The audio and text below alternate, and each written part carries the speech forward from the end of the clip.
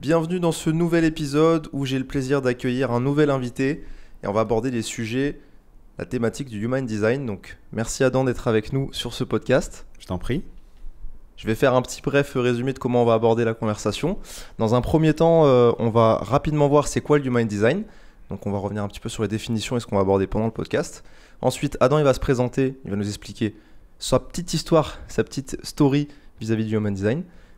Ensuite, on va étudier nos deux profils, c'est pour ça qu'il a son téléphone juste ici, avec les différents détails. On n'aura bien entendu pas le temps de rentrer dans un jargon très technique, parce que c'est quelque chose de très complexe, quand même, le Human Design.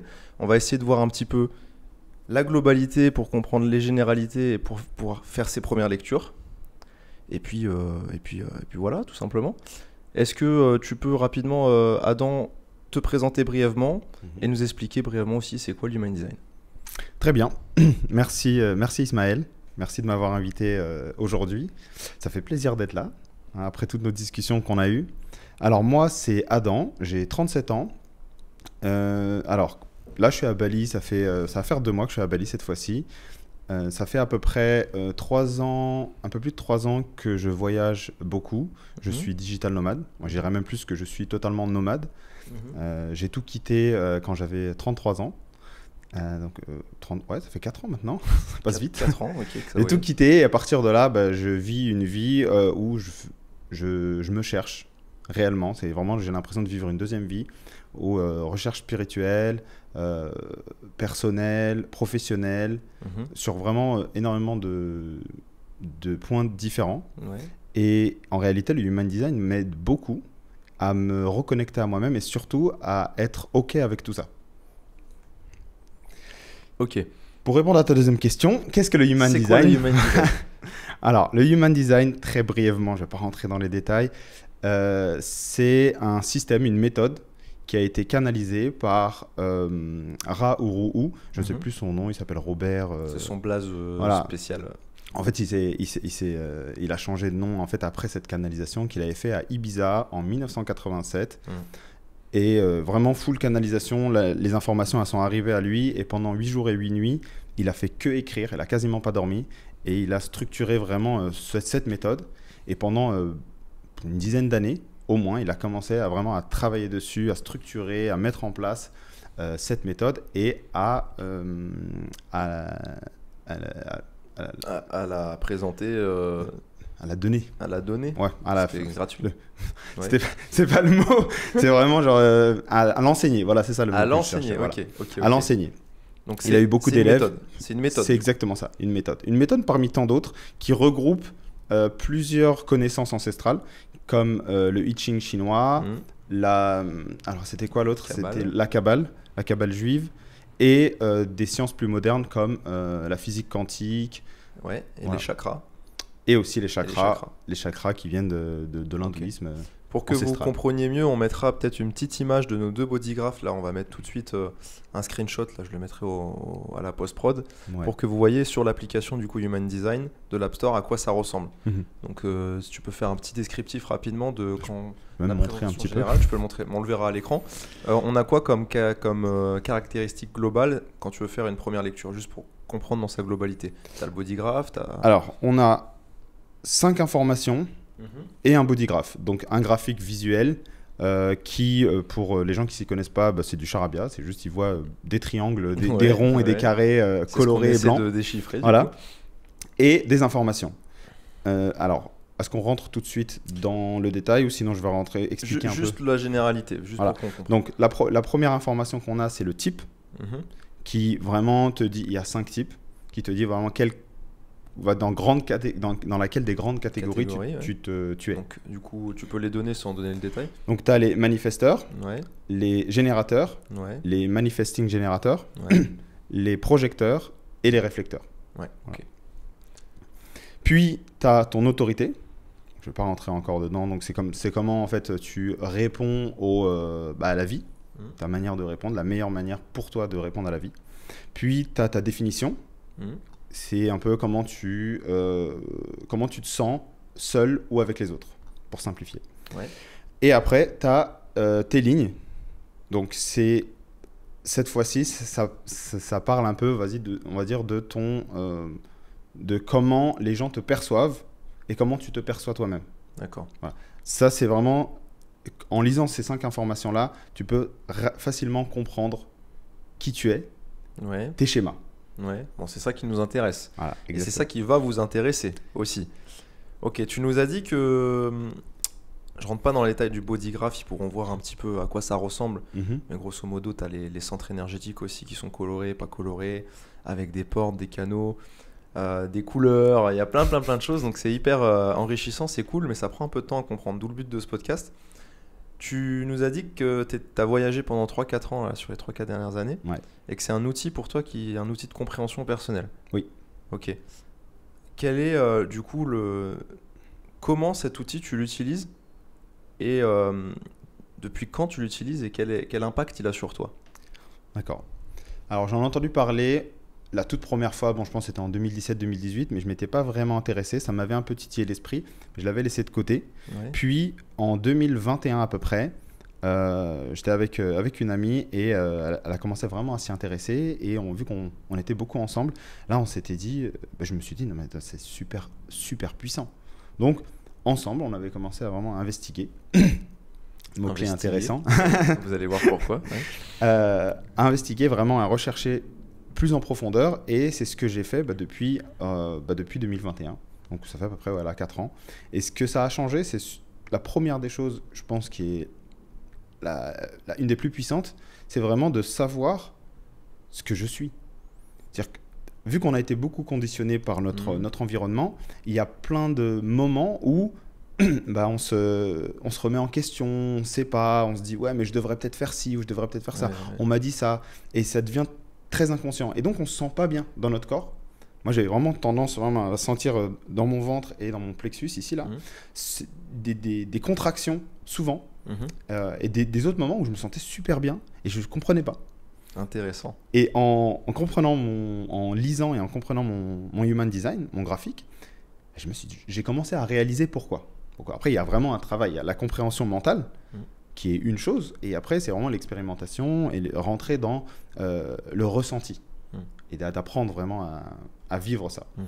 Et la deuxième chose qui était très importante pour moi, vu que je suis un investigateur, un hérétique et investigateur, c'est mon profil. Un 4. Donc, ce que je disais, c'est 5-1. 5. Hérétique, c'est le 5, et l'investigateur, c'est le 1. Okay. En tant qu'investigateur, j'adore apprendre, rechercher des informations, les comprendre et surtout les expérimenter. Et on a plein de manières différentes en tant qu'investigateur, on a beaucoup d'investigateurs dans le monde. Ma manière, c'est vraiment de le tester sur le terrain. Donc à chaque fois que j'apprenais une nouvelle information, je demandais aux gens, je le fais depuis plusieurs années, je demandais aux gens leur bodygraph, je leur faisais une micro-lecture en fonction de mon niveau de conscience et de connaissance. Ouais. Et c'est comme ça que j'ai appris régulièrement, en écoutant des podcasts, en lisant des livres et aussi en expérimentant sur le terrain. Ok. T'as investigué le sujet au final. Voilà. En et je suis en train de le faire encore, tous les jours. T'es encore en train de le faire. Ok, c'est intéressant. Comment pour toi, du coup, est-ce qu'il y a eu un switch à un moment donné là, ça fait combien d'années que tu es sur cette investigation sur l'human design? Tu pourrais dire 2021. Donc voilà. 4 ans ans à peu près, voilà. Voilà, en 4 ans, il a dû se passer des choses. Tu pourrais nous donner une anecdote, un switch que tu as compris grâce à cet outil? Comme ça, on rentre dans le concret directement sur un petit truc que ça intéresse les gens. Ensuite, on ira un peu dans le détail. Très bonne question. Par exemple, je vais rentrer dans un détail. Là, c'est storytelling. Là, tu peux y aller. C'est toi, c'est ton histoire. J'ai le canal de l'influenceur. Oh, celui-là, il est puissant. J'ai le canal de l'influenceur et j'ai toujours su, voilà une histoire drôle. Il y a la vie, il y a ce qu'on m'a dit et il y a comment je l'ai réalisé grâce au Human Design.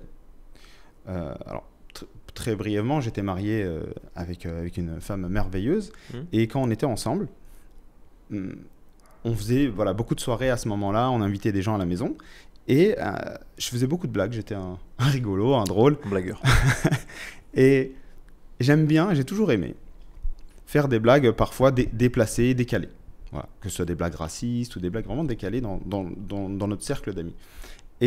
Ou même cercle un peu plus grand que juste nos amis, même des gens que je connaissais quasiment pas. Et ça m'est arrivé de faire des blagues très décalées avec des gens que je connaissais pas très bien. Et ça passait toujours. C'est ça qui était drôle, c'est que ça passait tout le temps. C'est que rares ont été les moments où je me suis fait... on l'a très mal pris. Ça, c'est déjà arrivé, bien sûr, parce que j'ai dépassé les limites, ça arrive. Mais la plupart du temps, non. Et un soir, on avait fait une soirée, tout le monde part, et elle vient me voir, elle me dit, mais t'as vraiment un super pouvoir. Moi, je me rappellerai toujours de cette phrase parce que ça m'a vraiment touché. Ta femme, c'est ça? Ouais, c'est ça. Et elle me dit, t'as vraiment un super pouvoir. Je dis, ouais, de quoi? Elle me dit, des fois, tu dis des trucs tellement déplacés que ça aurait été n'importe qui d'autre, il se serait pris une tarte. Elle me dit, mais toi, ça passe. Et tu vois, j'étais content, et en même temps, je me posais la question, je me dis, c'est pas normal. Et en fait, en lisant mon Human Design, avec ce canal de l'influenceur en inconscient, donc l'inconscient veut dire que je le fais pas exprès en fait. Je le fais naturellement. J'ai pas besoin de stratégiser, j'ai pas besoin de réfléchir. Je le fais. Je suis comme ça. Et ça m'a fait réaliser. Donc je me dis ok. Et maintenant, en le sachant que j'ai le canal de l'influenceur en inconscient, ce que ça fait, c'est que si j'essaye d'influencer en réfléchissant, en stratégisant, ça marche pas très bien. Si j'essaie par exemple de négocier un peu trop fortement ou d'aller parler à quelqu'un, j'ai remarqué que ça marche pas tout le temps. D'accord. Alors que si je suis réellement moi, et je parle de manière naturelle, je vois que j'influence les gens. Je me dis, après c'est à moi maintenant de mettre mon intention, de faire attention, voilà, dans quel sens je vais influencer les gens, parce que j'ai ce pouvoir-là. Voilà, donc je peux les manipuler à mauvais escient, ou je peux vraiment les amener à s'élever. Ok. C'est une bonne anecdote. Voilà. C'est une bonne anecdote. C'est vrai que tu as cette capacité, en tout cas en face-to-face et dans la vraie vie, à connecter facilement avec les gens et à leur donner envie de t'écouter. Et donc, du coup, quand ils ont envie d'écouter, t'influences un petit peu leurs pensées. Ouais. C'est subtil. Mais du coup, pour discerner ça, quand vous regarderez vos bodygraphes, il y a 2 couleurs principales. Ça, c'est assez simple à définir. Peut-être tu peux expliquer le conscient et l'inconscient. Ouais. Comme ça fait un lien avec ce que tu viens de dire. Alors, y a plusieurs éléments en conscient et inconscient, mais là je vais rentrer vraiment dans les canaux. Donc les canaux, c'est ce qui relie les centres énergétiques. Ouais. Donc on a 9 centres énergétiques, chacun des centres énergétiques qui peuvent s'apparenter au chakra. Exact. Donc tu as le centre le plus haut, c'est le centre de la tête qui sont les pensées, le centre de l'ajna qui est le centre de trouver des solutions, le centre de la gorge c'est la communication. Voilà. Il y en a 9.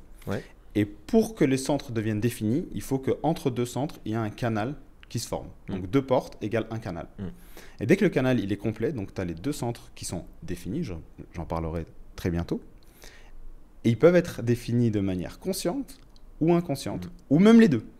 Donc ça c'est la subtilité, on va pas rentrer dans ça parce que même moi je suis vraiment en train de comprendre vraiment la grande subtilité quand il y a les deux ou il y a la moitié en un et la moitié dans l'autre. C'est une complexité, waouh, j'adore. En tant qu'investigateur, j'adore. Donc, ce qui fait que quand tu l'as en conscience, c'est que tu sais de toi que tu as cette capacité, que tu es comme ça. Tu le sais, tu te vois, c'est comme si tu te voyais et tu travailles dessus. Par exemple, tu peux donner l'exemple du mien entre la gorge et le plexus solaire qui est un canal noir. Il y a 2 portes qui sont ouvertes, les 2 centres se rejoignent et c'est noir. C'est ça. Donc c'est conscient. Donc de mon côté, tu as cette capacité. J'ai cette capacité alors du coup, c'est la logique entre ces 2 canaux, normalement, ça veut dire que je crois que la porte correspondante, c'est la porte de la maîtrise. Alors, je me rappelle plus exactement, mais je sais que le canal, c'est d'exprimer tes émotions. Alors, c'est pas celui-là. Ah non, c'est le noir. Tu parles de la rate. Ok, excuse-moi. La rate avec la gorge, Donc, d'accord, donc c'est c'est la maîtrise en fait, c'est le canal. Exactement. Donc c'est toi, tu vas, en plus de manière très consciente, vu qu'il est noir, tu vas expérimenter dans ta vie. Et ça, quand je te l'ai dit, quand on l'a lu et que c'était obvious. Pour toi, c'était c'est juste ma vie. Je teste, j'expérimente et je partage grâce à mon expérimentation de tout ce que je fais. Et donc, tu en parles dans ton podcast. J'ai écouté tous tes podcasts. Ouais. De manière très studieuse. avant d'arriver ici, bien entendu. Je l'ai fait en plus, même pas spécialement pour ça, parce que vraiment, c'était super, super intéressant, super passionnant. Et vraiment, j'en ai appris beaucoup plus un grand sur toi. Et dans toute ta vie, c'est ce que tu as fait. Tu vois, tu as expérimenté, tu as testé. et tu partages. C'est pour ça aussi que tu fais ce podcast-là. Donc, tu as l'expérimentation avec ta gorge pour le partager. Ça, c'est une belle manière de le comprendre. Du coup, c'est pour ça qu'on prend des cas concrets pour vous expliquer. Adam, avec le canal de l'influence, vous l'avez compris, qui est capable, pas de manipuler, c'est un mot un peu péjoratif, mais d'influencer. Ouais. Moi, avec ce canal conscient, donc j'en ai conscience que je l'ai en moi, que je le fais, bah, ça me permet d'expérimenter. Et c'est marrant parce que ça a un lien aussi avec les lignes. Oui. Donc on rentrera dedans après. Est-ce que c'est suffisant pour ce qui est de la compréhension au moins du rouge et du noir? Oui. Tu vois, du conscient de l'inconscient. Je pense que c'est assez clair. Oui, oui. Mais même déjà, on a été un peu loin parce que en réalité, on a sauté quelques étapes. On est désolé. Ouais, on avait fait une petite structure à la base, mais je m'en doutais que ça allait jumper. Mais pour remettre un petit peu de contexte, pour pas vous perdre non plus, on a d'abord listé les 5 grandes catégories de votre Human Design, donc on n'est pas rentré dedans encore. Là, on est un petit peu rentré dans le body graph, c'est vrai, sans trop l'expliquer, mais on a parlé des 9 centres énergétiques. Définis, non définis, c'est en fonction de leur couleur. On a parlé des canaux du conscient-inconscient. Peut-être tu peux expliquer, vu qu'on est toujours sur les centres, c'est quoi défini, c'est quoi non défini? Ok. Alors comme je disais, les centres, ça s'apparente au chakra. Donc chacun des centres a une fonction dans notre être. Comme je disais tout à l'heure, le centre de la tête, c'est les pensées. C'est la pression des pensées, vraiment. Cette chose-là, c'est vraiment... On a des pensées, qu'on en ait tout le temps ou pas tout le temps. La différence entre ce qui fait qu'elle est définie ou non définie, c'est que ce centre énergétique, où il nous appartient, il vient de nous, on l'émet, ou on est plus réceptif à celui des autres. D'accord. Donc quand c'est défini, je vais émettre. Donc, par exemple, pour la tête, tu as des pensées. Donc j'ai remarqué que beaucoup de overthinkers, les gens qui pensent beaucoup et qui parfois même galèrent à dormir, ils ont la tête définie. Donc, parce qu'ils ont un flux de pensées constant. Plus que ceux qui ne l'ont pas défini. Oui, c'est ça. Plus, et surtout, si c'est pas travaillé, ça peut être... on peut avoir beaucoup de pression, en fait. Ça peut être vraiment frustrant et se dire, ouais, mais j'en ai trop. Donc, le travail, par exemple, par rapport à celui-là, le challenge, ça serait de se dire que toutes les pensées ne sont pas bonnes à prendre. Elles sont là, elles viennent. C'est juste un canal qui vient du ciel, qui te dit, voilà, t'as les idées, t'as les pensées, t'as les idées, t'as les pensées. Faites de la méditation. Et ne pas être esclave de ça. Ouais. Alors que le non défini, à l'inverse, il en aura beaucoup moins de pensées. Moi, par exemple, j'ai la tête non définie. Tu as la tête non définie. Moi, par exemple, je sais que quand je suis seul, je me prends pas trop la tête. Je suis pas trop pensé. C'est-à-dire que quand je médite, j'arrive à méditer assez facilement. Moi, personnellement, c'est mon exemple, j'arrive à dormir très facilement. Cheat code. Après, il y a plein d'autres raisons, mais je donne juste, voilà, par rapport à ce que moi je vis, c'est que voilà, quand il est non défini, tu es plus réceptif à celui des autres. Donc tu en as quand même. Moi personnellement, j'ai des pensées. Je suis pas blanc, je suis pas un légume, mais surtout que quand je suis à côté de quelqu'un qui a le centre de la tête défini, alors je vais capter ses pensées et capter sa pression. Tu sais, vraiment, cette pression dans la tête, là, je vais la sentir. Et le challenge pour la personne qui a des centres non définis, vous allez voir en regardant le vôtre, vous en avez plus ou moins, c'est de savoir faire la différence et de se dire ça ne m'appartient pas. Et c'est là tout l'enjeu, je pense que je me permets de rebondir sur le Human Design, et c'est pour ça aussi que je me suis intéressé à ça et que c'est intéressant, c'est que c'est un outil de compréhension personnelle, mais il est intrinsèquement connecté aux autres. Exactement.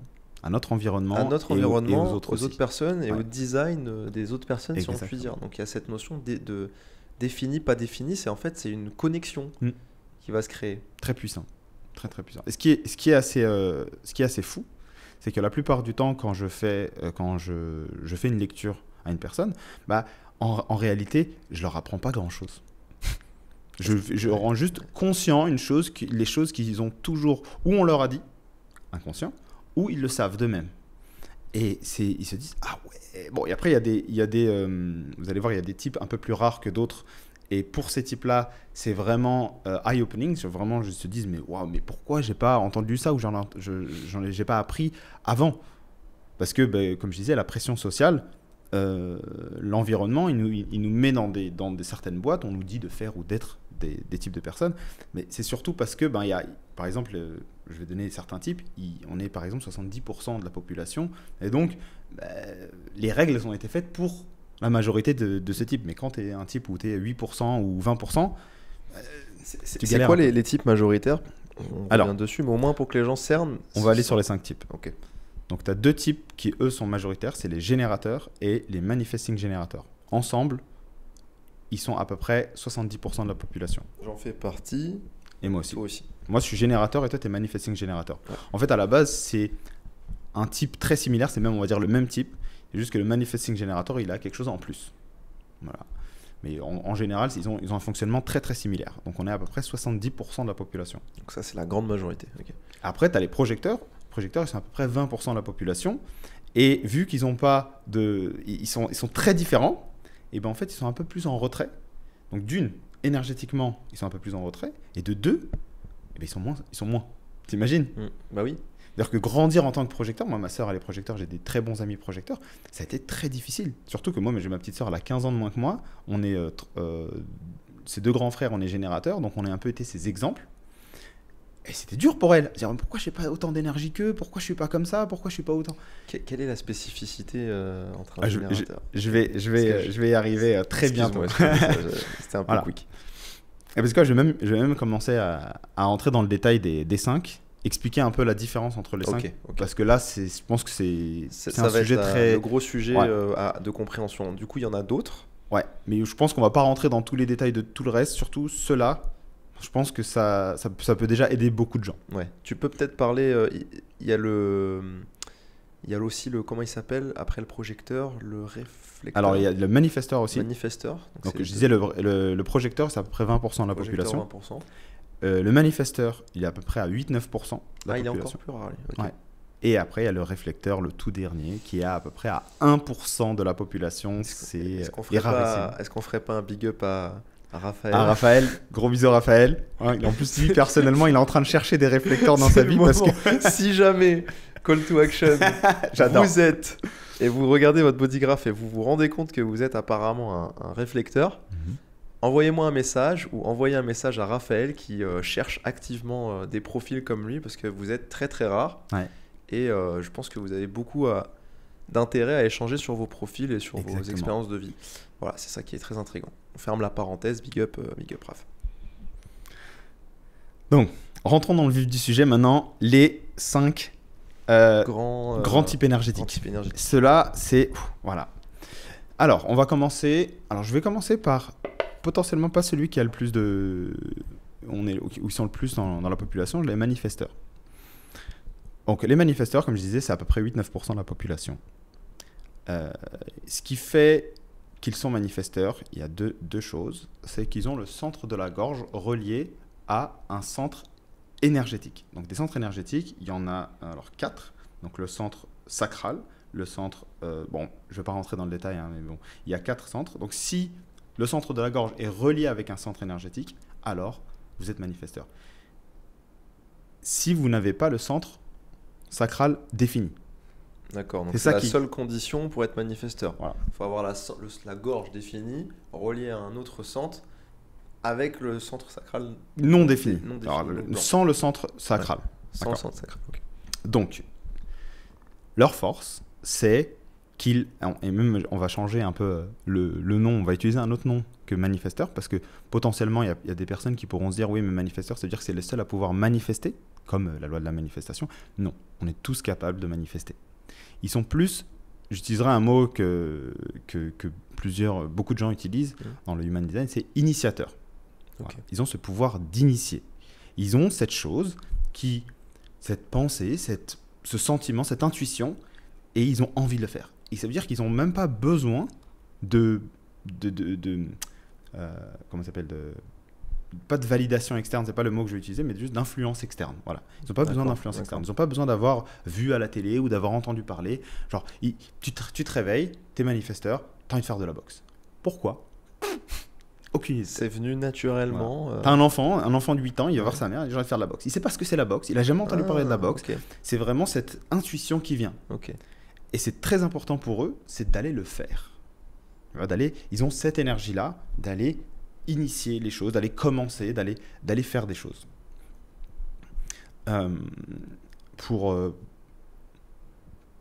donner une analogie, je dirais que c'est comme si c'était eux qui étaient l'étincelle pour faire le feu.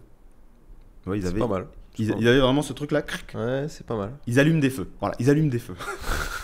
C'est tout. Ça part en camping. Ça, exactement. Et donc, c'est des côtés très positifs. Et après, il faut faire aussi, il y a des gros challenges aussi avec leur profil. Le numéro 1, c'est qu'ils ont cette énergie. Donc, ils doivent aller le faire. C'est-à-dire que vraiment, ils ont ce ressenti et ils vont faire des choses. Et ils peuvent même faire plein de choses. Ce qu'il faut faire attention, vu qu'ils n'ont pas le centre du sacral. Donc, le centre du sacral, c'est le centre, le plus puissant centre énergétique. C'est, on va dire, le moteur du corps, du corps humain. C'est cette énergie qui se renouvelle tout le temps. En ayant ce sacral, on a de l'énergie à longueur de journée. Vu qu'eux, ils ne l'ont pas en défini, donc ça veut dire ils ont des pics d'énergie, vu qu'ils ont d'autres centres énergétiques, ils vont avoir des pics d'énergie. Et des moments, voilà, ils vont faire plein de choses, et après, ils auront des baisses d'énergie. Donc c'est ça qu'il faut qu'ils fassent attention à pouvoir s'écouter et se dire, ok, là maintenant, je suis chaud, j'y vais, je me lève à 4h du matin, je vais courir 10 km, après je vais aller bosser, après je vais aller faire ci, après je vais faire ça. Et à un moment où il faut vraiment s'écouter et se dire, ok, là je dois m'arrêter. Là je dois aller me coucher, je dois faire quelque chose de tranquille. Le fait qu'ils aient cette impulsion, cette initiation, cette force intuitive, elle peut être très frustrante pour eux, parce qu'en fait, vu qu'ils sont que 8% de la population, mais les autres, ils ne peuvent pas le suivre. C'est très difficile pour moi, par exemple, qui suis générateur. J'ai un très bon ami qui est manifesteur. Très, très, très difficile de le suivre. Le mec, il dort 3 heures par nuit ou 4 heures par nuit. Il va bosser, il va s'acharner.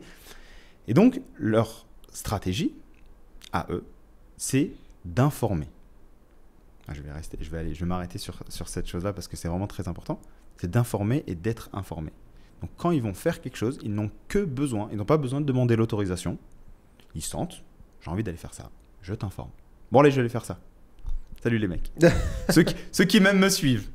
C'est okay. Ça, c'est vraiment cette manière-là. Okay. Et donc, ça peut créer vraiment s'ils ne créent pas s'ils ne donnent pas l'information, en fait, les gens, ils ne comprendront pas. Et donc, eux, ils ne seront pas bien. Ils vont dire, ouais, mais pourquoi il n'y a personne qui me suit? Pourquoi personne ne m'écoute? Pourquoi je suis tout seul?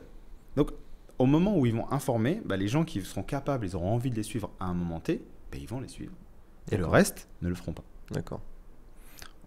Ok, c'est un bon balayage du profil numéro 1. Numéro 1. Passons au profil numéro 2. J'irai même 2 et 3. Je vais parler du générateur et du manifesting générateur en même temps. Et je vais faire la petite différence entre ce qui fait que le manifesting générateur est manifesting. Okay. Donc le générateur, lui, il a ce qui fait sa grande force et comment on le voit directement dans le body graph, c'est son centre sacral qui est défini. Donc, le centre sacral, comme je disais tout à l'heure, c'est le moteur. Ouais.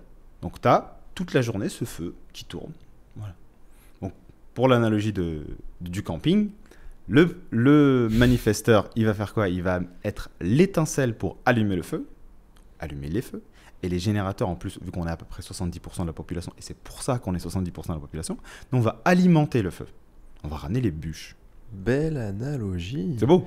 C'est beau. Tu me l'avais pas précisé celle-là. Donc tu vois, on est là en train d'alimenter le feu. Et vu qu'on a cette énergie-là, on est capable d'aller chercher les bûches et d'alimenter. Ce qui fait qu'on a cette énergie et que potentiellement parfois, vous allez voir en tant que générateur ou manifesting générateur, que parfois vous avez des baisses d'énergie ou des blocages même d'énergie complète, genre j'ai pas envie, je me sens pas bien, alors qu'on a cette énergie à disposition toute la journée. C'est parce qu'on s'écoute pas. Ah là, on touche un truc. Voilà. On touche un truc. Parce que comment on sait qu'on est aligné avec nous-mêmes, c'est qu'on sent la satisfaction. Et donc, pour être plus dans un jargon plus simple, on doit kiffer. On doit faire des choses qui nous font plaisir. Tu vois, qui nous font kiffer, qui nous font plaisir. Et ça, c'est primordial. Et c'est compliqué dans la société. On va pas rentrer là-dedans, mais Bah parce qu'en fait, on nous dit il faut. Alors que oui, si on veut, il faut, mais il faut que si on a envie. Donc pour simplifier, comment savoir en tant que générateur si on est dans notre oui, je kiffe, ou dans notre non? Alors surtout, là, je vais rentrer dans ce sujet, et je vais peut-être en reparler à plusieurs reprises. C'est jamais, dans le human design, c'est jamais la tête qui prend des décisions. Les pensées, le fait de trouver des solutions, de structurer les informations, c'est jamais cette partie-là là, qui prend les décisions. pour tout profil. Tout profil confondu, à part rarissime, je rentrerai pas, mais vraiment, quand je dis rarissime, c'est même eux, alors que je le connais pas par cœur tellement il est rare et je l'ai pas assez étudié, même eux, c'est même pas leur tête qui prend une décision. C'est vraiment, il y en a, il faut qu'ils parlent, tu vois. Il faut qu'ils parlent pour prendre des décisions. Mais bon, c'est très rare, on va pas rentrer dans ça. Et il y a besoin d'un cycle lunaire, de toute façon. Et il y en a un autre où ils ont besoin d'un cycle lunaire. On va en parler après chez le réflecteur. Donc ce que je disais, c'est qu'il faut vraiment que nous, pour les générateurs et les manifesting générateurs, c'est que on sente dans nos guts, là ici, là vraiment dans le ventre, que c'est un oui ou c'est un non. Donc moi personnellement, comment je le sais, donc je l'ai entraîné et je l'entraîne régulièrement, c'est en se posant des questions. On peut se poser des questions à soi-même ou on demander à notre entourage de nous poser des questions fermées, pas répondre par oui ou par non. Donc là, je peux te poser la question, est-ce que ça te plaît de faire le podcast? Et en tant que générateur, manifesting générateur, la plupart du temps, c'est notre corps qui répond et on va faire des bruits très, comment dire en français, raw, très brut. Voilà, très brut. Et donc, on va faire Quand tu entends quelqu'un qui dit alors déjà, tu sais que c'est un manifesting générateur. C'est ce que je fais tout le temps. On le fait tout le temps et on le fait, c'est normal. Aussi, ouais. Ou si c'est un non, c'est tu vois, ton corps, il va répondre. Okay. Et la plupart du temps, même quand c'est un grand oui, bah, c'est le corps. Il va sauter, il va être en joie, il va bouger, tu vois, les expressions faciales, tout ça.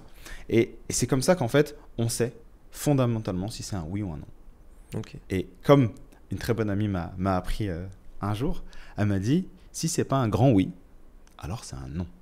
Si c'est un je sais pas, si c'est un oui peut-être, c'est un non. Et la grande force du générateur et du manifesting générateur, c'est d'attendre. D'accord ? C'est de répondre. En réalité, ça serait de répondre. Donc, ce qu'on doit cultiver avec notre énergie qu'on a tout le temps available, genre toute la journée, elle est là, c'est surtout d'attendre. Donc, ça peut être frustrant pour un générateur manifesteur et un manifesting générateur. Moi, je vais les appeler les MG, manifesting générateur, MG, les générateurs et les MG. Okay. Ça peut être frustrant d'attendre et c'est comme ça qu'en fait on fonctionne. Vu qu'en fait, c'est notre sacral qui va nous donner les réponses. Donc, on doit attendre que les choses viennent à nous. Donc, on peut être actif, on peut aller sortir, on peut aller parler avec des gens, on peut aller travailler, on peut regarder une vidéo sur Internet, sur YouTube, un podcast. Et c'est comme ça qu'on va savoir si c'est un oui ou un non. Genre, oh, ça m'intéresse. Oh, j'aime pas trop. Tu vois ? Ou sinon, on attend que les autres viennent nous voir. Et ce qui est très puissant, c'est que à force d'apprendre cette patience, et bien en fait, on va vivre une vie ultra alignée. Et ça n'a pas de prix. Vu qu'on a de l'énergie toute la journée, si on l'utilise à bon escient, on peut vraiment littéralement bouger des montagnes. On change le monde, c'est comme ça qu'on le fait. C'est une belle prise de conscience ça, et c'est pour ça que cet outil est intéressant. C'est mieux utiliser, comprendre son circuit énergétique. Et moi, ça m'a changé ma vie et surtout, ça m'a changé aussi comment j'agis et je réagis en fonction des autres. Non, mais c'est ça qui est très cool. On essaie d'avancer. Allez. On a le générateur. Alors, on a le manifesteur qui est la petite étincelle. Exactement. On a le générateur qui vient foutre du bois dans le feu. Exactement. Alors, le manifesting générateur, le MG, sa petite différence, vu qu'il est aussi initiateur, il est aussi manifesteur, il peut aussi de temps en temps. Il est malléable. Voilà, en fait, il a vraiment... Il peut faire les deux rôles. Les deux. C'est ça ? Il est surtout générateur. Surtout générateur ? Voilà. Et aussi, en plus, il peut initier. Ça peut arriver. Ok, c'est intéressant. Donc là, si on était en plein camping, toi, tu irais chercher du bois. C'est ça. Tu aurais notre poteau, je sais pas, manifesteur qui serait dans le feu, là. Qui serait là en train d'allumer plein de petits feux. En train de faire plein de petits feux. Et tu aurais moi qui serais là, moi je t'aide à prendre du bois, mais de temps en temps, voilà. Je vais aider l'autre poteau. Et c'est marrant parce que ces profils-là, il y en a beaucoup aussi. Je sais plus c'est quoi le pourcentage de quoi, des MG. MG ? Bah en fait, comme je disais, les générateurs, manifesting générateurs, on est à peu près 70%. Donc c'est, je dirais, 37, 33, c'est un mix des 35, 32, je ne sais plus exactement, mais bon, Ouais. on est à peu près 70. Bah, ça a son sens dans le fonctionnement global de la société. Mm. C'est ça qui est intéressant. Quand on regarde comment la société est faite, même si on prend une chaîne de construction, d'industrie, comment les choses sont goupillées, Ouais. bah, c'est du profilage. Chacun a son rôle à jouer. Exactement. Et c'est ça qui est intéressant comme analyse sur le monde, c'est que bah, ça se reflète sur la société. On a des gens qui sont plus à même d'aller initier, on a des gens qui sont plus à même d'écouter et d'aider, d'épauler. Et on a des gens qui sont plus souples, malléables sur les deux rôles. Et c'est une bonne compréhension. On a fait 3 profils. Ok, on a fait 3 profils. Tu as des choses à rajouter sur le Non, MG? ça va. J'en reparlerai après en revenant, en faisant des comparaisons. Là, on va parler du projecteur. Projecteur, c'est pour moi un de mes préférés. Parce que j'ai appris à l'aimer au fur et à mesure des années. Ouais. Et quand j'étais plus jeune, je me suis rendu compte il me rendait ouf, en fait. Il me fatiguait. Presque, je les aimais pas. Et grâce au Human Design, pour moi, c'est heureusement que vous êtes là, quoi. Heureusement que vous êtes là. Vous avez une énergie mais tellement magnifique. Et en même temps, voilà, il faut apprendre surtout pour vous, en tant que projecteur, accepter qui vous êtes. Et ça, c'est un des plus grands challenges. Donc, le projecteur, ce qui fait que c'est des projecteurs, c'est qu'ils n'ont ni le centre de la gorge relié à un centre énergétique. Donc, ils peuvent avoir le centre de la gorge relié à un autre des centres, donc par exemple relié à l'ajna, tu vois, qui n'est pas un centre énergétique, ou relié à la rate, tu vois, qui n'est pas un centre énergétique. Et ils n'ont pas le sacral de défini. Donc ça veut dire, eux non plus, ils n'ont pas leur propre énergie. Donc une des questions qu'on me pose souvent, on dit oui, mais ça veut dire quoi si je n'ai pas ma propre énergie? Ça veut dire que je fais quoi? Je suis quelqu'un de faible. Alors je vous disais tout à l'heure que la différence entre un centre défini et non défini, un centre défini, il va émettre son énergie, vu qu'il l'a créé par lui-même. Et le centre non défini, il va la recevoir. Donc il va utiliser l'énergie des autres, sans forcément, ça va dépendre de plein de choses, mais sans forcément lui voler son énergie. Il va juste l'utiliser. C'est comme je disais tout à l'heure, toi, tu vas alimenter le feu, et lui, il va utiliser le feu. Il va se réchauffer. Donc eux, ils se posent à côté du feu, et ils sont là. Ils sont là, posés, ils dorment. Ils sont là. Ouais, j'accepte qui je suis, va chercher du bois, toi, fais le feu. En fait, ça ressemble à ça. C'est pour ça que je disais qu'avant, j'avais cette impression-là. Ouais, c'était vraiment ceux qui profitent de l'énergie des autres. Profiteurs. Exactement. Alors que non. Ils ont une capacité, vu qu'ils ont beaucoup de centres non définis, donc ils ont la capacité en fait de projeter l'énergie des autres. Et donc, ils sont capables, s'ils ont appris à maîtriser ça, de ressentir, de voir les capacités, les forces et faiblesses des autres. Ça, c'est très puissant. Et donc, ils sont très bons pour être ou des coachs, ou des profs, ou des leaders, parce qu'ils vont savoir, grâce à leur ressenti, où placer certaines personnes. Donc, tu vois, en tant que manifesting générateur, tu es bien dans ta peau en ce moment, alors tu devrais peut-être faire ça. Moi, je te conseillerais de faire ça. Je t'invite à faire ça. Ils ont cette capacité que les générateurs et manifesting générateurs, c'est un peu plus difficile, vu que ils créent leur propre énergie. Tu vois, tu dépenses ton énergie, en fait, ton être va créer de l'énergie. Eux, ils vont recevoir. Donc, il y a des côtés très positifs, il y a des côtés, il y a des challenges aussi. Comme dans tout profil. Comme dans tout profil aussi. C'est que ils auront ce regain d'énergie quand ils seront entourés de générateurs. Le truc, c'est que vu que leur centre sacral, il n'est pas défini, donc ils n'ont pas, en fait, la capacité, comme les générateurs et manifesting générateurs, d'encaisser autant d'énergie. D'accord, donc... Ils peuvent se brûler littéralement. Tu vois ce que je veux dire? Si tu restes trop proche du feu... Si tu restes trop proche du feu et que tu dépasses un certain seuil, tu dépasses ton seuil d'accueil. Et c'est très bien en plus la manière où tu le dis, j'adore, c'est que tu dépasses ton centre, ton seuil. Et un des grands challenges des projecteurs, c'est de comprendre et de savoir quand est-ce que la jauge, elle arrive à ce seuil. Okay. Parce que la plupart de ce que j'ai rencontré, c'est qu'ils attendent le dernier moment. C'est juste trop tard en fait. Juste parce qu'ils n'en ont pas conscience. Exactement. J'ai de la patate, et là, boum, éteint. Et là, tu dis, ouf. Donc, c'est leur sagesse qu'ils ont à apprendre, à se dire, à quel moment je sens que ça commence à baisser et là, je vais prendre un peu de recul. Ouais.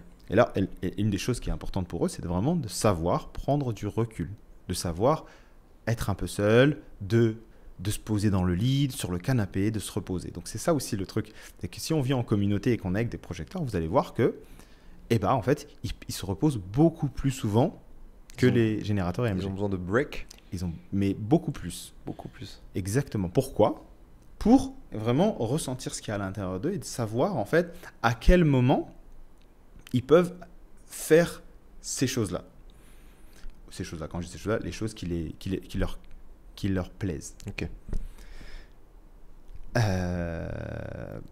Comment ils peuvent savoir ? Maintenant, je vais juste aller dans le... Comment ils peuvent savoir si ce qu'ils font, c'est bon ou mauvais ? Donc, je disais, pour les générateurs AMG, c'était la frustration et la satisfaction. C'est les deux, c'est les deux stratégies. Okay. Pour le projecteur, c'est l'amertume. Il va sentir cette bitter, tu vois, vraiment ce truc dans la gorge un peu dégueu. C'est là où il sent que c'est pas aligné avec lui. C'est pas bon, c'est juste... C'est pas réellement... Ça peut ressembler à de la frustration, mais c'est pas exactement ça. Et sa satisfaction, c'est... Alors, c'est quoi ? Est-ce que c'est la reconnaissance ? J'ai un... Il y a un blank là. J'ai un trou ? Il y a un trou. C'est quoi ? Sur le projecteur. C'est la reconnaissance ? Je le connais par cœur. C'est pas grave. Bon, dans tous les cas, pourquoi je disais la reconnaissance, je peux faire le pont très facilement, c'est que pour se sentir aligné et bien, ils ont besoin d'être reconnus. Voilà. Comme leur nom l'indique, c'est des projecteurs. Ils projettent. D'accord ? Et c'est comme des lampadaires. Pour qu'ils puissent projeter cette lumière, cette énergie très positive et très brillante, très belle, il faut qu'on les regarde, presque qu'on les admire. Je fais des tests, moi avec ma sœur par exemple, c'est plus je vais lui dire qu'elle est belle, plus elle va s'illuminer. Est-ce que du coup, parce qu'on va enchaîner après sur le dernier, peut-être on aura d'autres détails à mettre, pourquoi, du coup on a peut-être compris pourquoi tu les aimais pas avec ce côté profiteur, pourquoi maintenant tu as appris à les kiffer ? Parce qu'une fois qu'ils sont alignés avec eux, ils ont cette capacité à ressentir et à voir. Il y a deux points. Ils ont cette capacité à ressentir et à voir mes faiblesses, par exemple, à moi personnellement. Ils peuvent vraiment ressentir. Ils me disent, ah là, t'es pas bien, là, t'es pas aligné. Il y a un côté miroir, du coup. Exactement. C'est ce côté-là. Exactement. Okay. Ils peuvent ressentir facilement. Ça ressemble un peu au réflecteur. Vous allez voir que le réflecteur, c'est exacerbé à un niveau extrême. Et ils ont ce côté de... Ils vont te dire, ils vont ressentir ce qui n'est pas aligné avec toi. Donc, ils ont cette capacité de leader. Et la deuxième chose, vu qu'ils ont, comme je disais, ils ne créent pas leur propre énergie, mais ils ont quand même de l'énergie. Ça veut dire qu'ils savent qu'ils ont une énergie plus limitée et que leur batterie se décharge beaucoup plus facilement. Donc, ils doivent être beaucoup plus efficients et efficaces.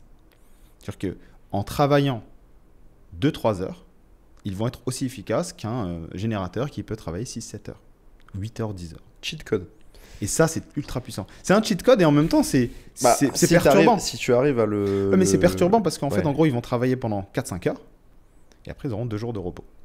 Ah oui, de cette manière-là. C'est ça le truc.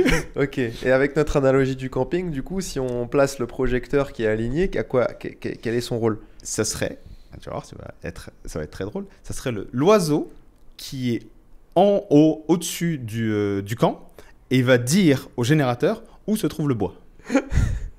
C'est le gars en haut de la tour ou la personne qui check un petit peu les environs, l'énergie de chacun et il va lui dire toi, je sais que tu as un peu cette énergie, il y en a à 2 km, il y en a un là, toi tu as plus d'énergie. Très bon pour du management, excellent. Pour du leading, pour l'idée.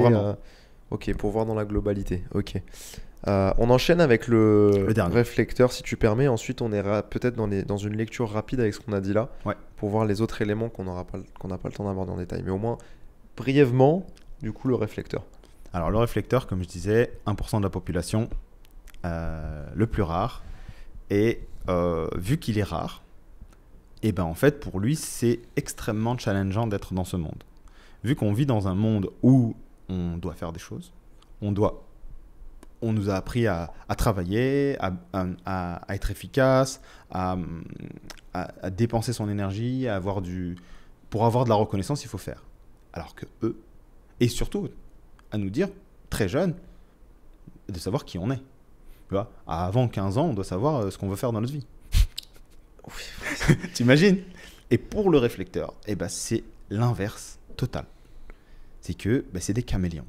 Vu qu'ils ont tous les centres blancs, donc non définis, c'est réellement des miroirs. Ils vont refléter leur environnement. Leur plus gros challenge, c'est vu que ils absorbent cette énergie, c'est de savoir, de comprendre au bout d'un moment, et ça, en tant que réflecteur, vraiment, je vous invite à le faire et à travailler dessus, de comprendre en fait que vous êtes juste des éponges à votre environnement. Et ça ne vous appartient pas. Donc que ce soit des émotions, que ce soit des pensées, que ce soit de la motivation, que ce soit de l'énergie, elle ne vous appartient pas. C'est de dire, ok, ça c'est ce que je ressens. Et une fois qu'ils ont réussi à se dissocier de ça, en fait, ils sont extrêmement puissants. Ok, donc le côté ombragé, tu l'as dit, c'est ce challenge-là d'être une éponge à grande ampleur, et le côté positif, lumière, positif, c'est de pouvoir en fait refléter et d'être en mouvement tout le temps. Ils sont juste en mouvement. Ce qui est un peu plus compliqué, c'est que pour un générateur, c'est facile. Pour certains générateurs, c'est facile de savoir ce qu'ils aiment, ce qu'ils veulent dans la vie. Pour un réflecteur, ça va changer. Toute sa vie, ça va changer. C'est un profil très challengeant. Et il va modifier.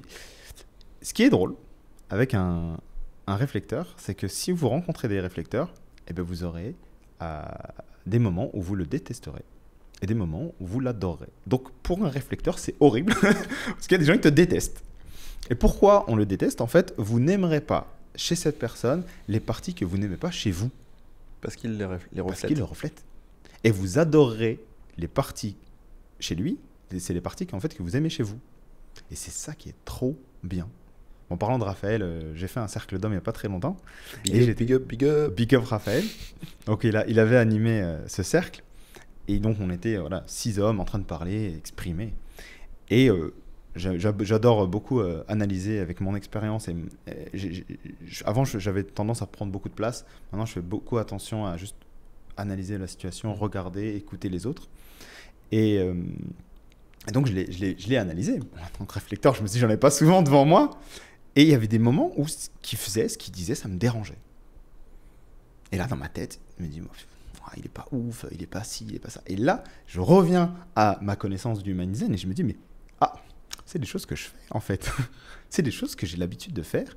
Et même pire que ça, je pensais ne plus les faire parce que je les avais plus ou moins comprises.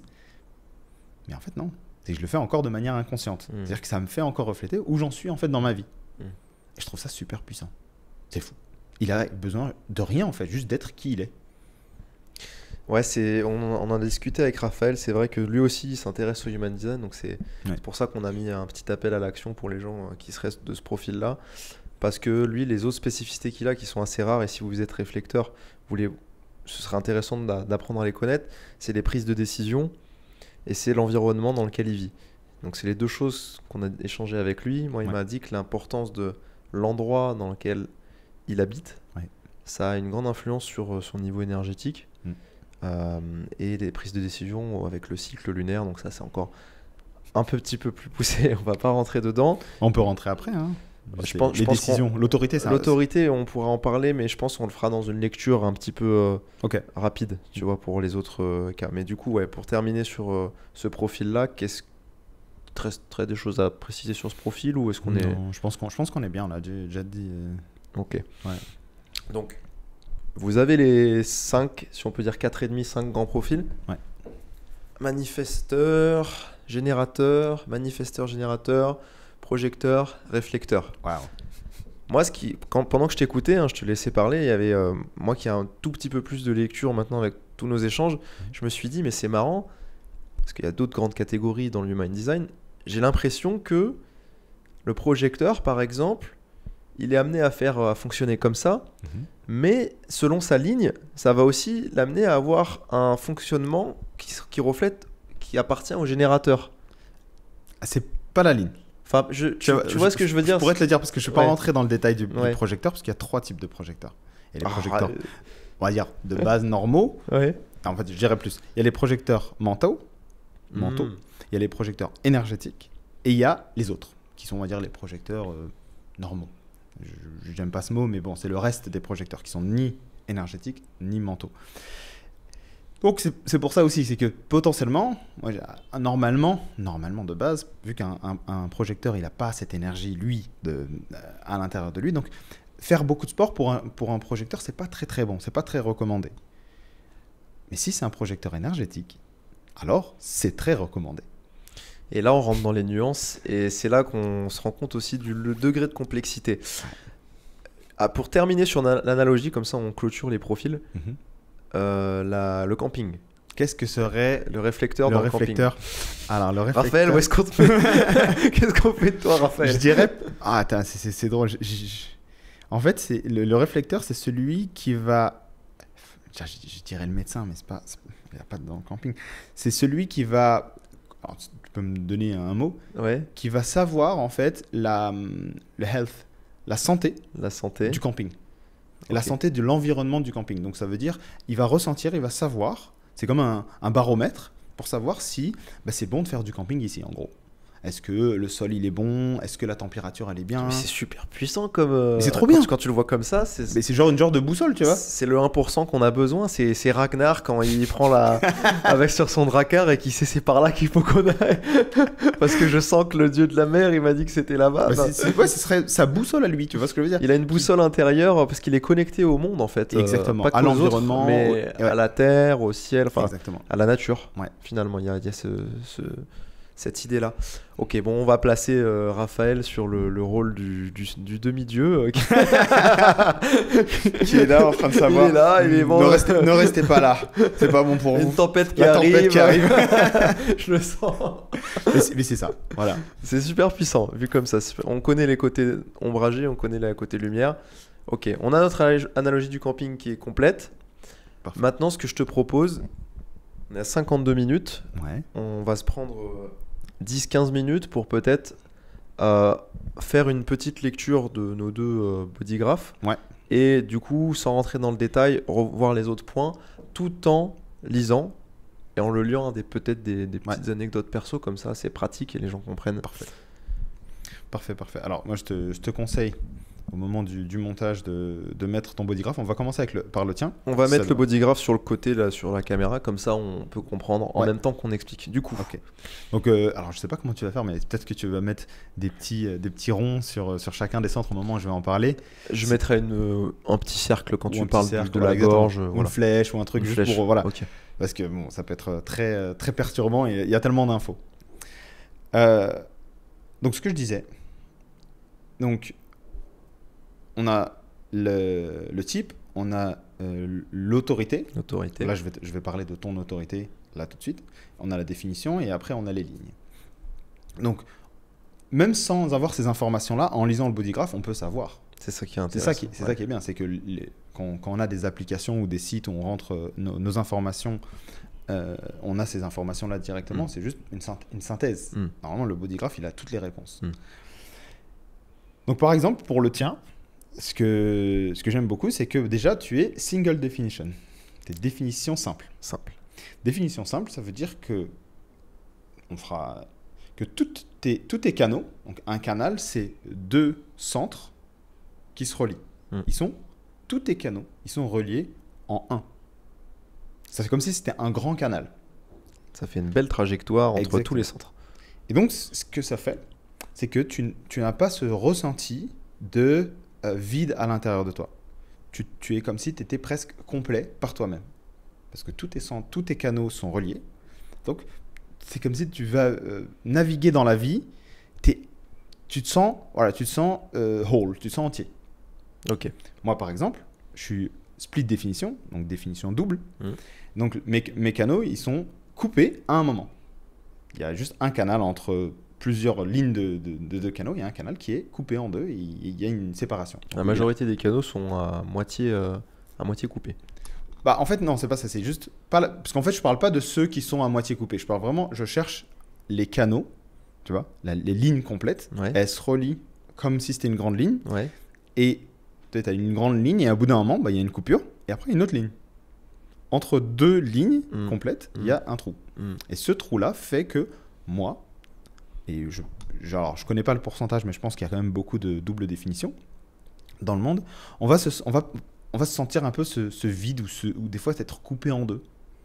Et on aura besoin, ce sentiment-là, de se lier à d'autres personnes qui vont nous compléter. Ils vont raccorder Voilà. la partie manquante. D'où l'intérêt que c'est pas juste toi la compréhension, c'est quand tu as compris ce qui pouvait manquer chez toi, tu comprends pourquoi cette personne te l'a apporté. Exactement. Et tu comprends en fait, c'est ça qui est bien, Ouais. tu mets de la conscience parce qu'on le fait naturellement, on est des êtres Oui, humains, ça se fait c'est qu'une naturellement, mais méthode on met une explication pas rationnelle, Rationnelle et ouais, si on veut dire rationnelle, consciente. mais consciente dessus. Ok, ça c'est du coup la définition Simple et double. simple et double. On va pas faire la... Ou triple. Je peux très faire la brièvement triple, parler rapidement la du triple. triple, parce qu'il y a aussi la triple. Et la triple, c'est que les lignes sont séparées en 3 grandes lignes. C'est-à-dire que vraiment, il y a une séparation, une autre ligne séparation, et encore une autre ligne séparation. Et donc ceux-là, ils ont ce sentiment encore plus de séparation, et donc ils auront besoin, de ce que j'ai compris, de se connecter avec beaucoup de gens. Et donc, ce que je comprends, moi, comment je le vis, c'est que quand je vois qu'il y a une personne qui est triple définition, je sais potentiellement que elle va pas vouloir rester trop longtemps avec moi. Donc c'est à moi aussi de faire attention, de me dire, ok, si au bout d'une heure ou deux, il va sentir qu'il va envie d'aller voir autre gens, quelqu'un d'autre, ou il est sur son téléphone en train, je vais le laisser. Et je vais pas le prendre personnellement. C'est ça qui est trop bien avec le design, c'est qu'en comprenant ça, je sais que si une personne elle commence à fatiguer, je vais lui laisser l'espace. Si une personne veut partir, je vais lui laisser l'espace. Parce que je sais que dans son design, c'est normal. Et ça, Game changer. pour moi, c'est fou. Moi qui suis un peu contrôlant, parce que toi, tu disais beaucoup dans ton podcast que tu es contrôlant. Moi aussi, de base, j'étais très contrôlant. Vouloir laisser l'espace aux autres, je trouve ça tellement... ça me fait tellement du bien aussi. Et je sais que ça fait du bien aux autres aussi. Ça te fait du bien parce que tu ressens qu'en faisant ça, tu fais du bien à la personne. Donc. En plus. Pam, pam. Exactement. Et après, je sais que ça me fait aussi réellement du bien à moi. Ouais. Ok. Ça, donc, c'est la définition. Voilà, les définitions. Après, il y a les lignes. Ok. Les lignes, c'est pour le bodygraph. Okay. Exactement. Bon, je ne vais pas vous expliquer comment on le lit parce que c'est par rapport aux planètes. On ne va pas rentrer dans ça. Non. non, déjà, je mets des nouveaux mots-clés. Je dis, oulala, j'ai perdu. On va pas dans les planètes. 95% des gens. Comme je disais, il y a l'astrologie aussi dedans. Donc toi, par exemple, t'es... Ah, 3-5. Je crois que j'avais dit 5-3. Je me dis, attends. Quoi, 5-3 Non. T'es 3-5. 3-5. Le sens a une incidence ? Oui, ça a une incidence. Comme je te disais, le premier, il est conscient et le deuxième, il est inconscient. Ça, je viens d'apprendre un truc. Okay. Je pensais te l'avoir dit, mais... Peut-être j'ai oublié. Donc, le premier, c'est celui où tu sais que tu l'es. Tu vois, le conscient, ce que je disais tout à l'heure, c'est qu'on a conscience de l'être et donc on va le faire de manière plus ou moins consciente. L'inconscient, c'est comment les gens te perçoivent. Et tu le fais de manière très naturelle, sans y penser. Ouais.